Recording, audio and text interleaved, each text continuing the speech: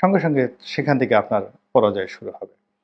আপনি যখন কাউকে গালি দিবেন, কারো বদনাম করবেন, তো আ সেখানে আপনার মনের ঝাল মিটবে বটে, কিন্তু আল্টিমেটলি আপনার কোনো লাভ হবে না।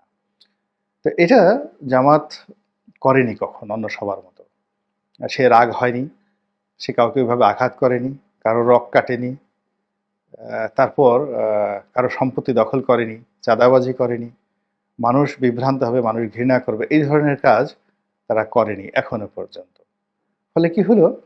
এই যে জামাতের যে দাওয়াতি কর্মকাণ্ড, সেই দাওয়াতি কর্মকাণ্ড যেটা ১৫ বছর যাবৎ তারা চালিয়েছিল, সেই দাওয়াতি কর্মকাণ্ড এখন রাষ্ট্র পরিচালনার হাতিয়ারে পরিণত হয়েছে। এখন জামাত মূলত তলে, তলে চালাচ্ছে, রাষ্ট্র চালাচ্ছে। এখন এই যে তাদের যে তলে, তলে রাষ্ট্র চালানোটা, এটি হয়তো বছরখানেক এভাবে তারা চেষ্টা করবে বিভিন্ন ফর্মে। এর মধ্যে তারা এমন একটা সেটআপ করে ফেলেছে জামাত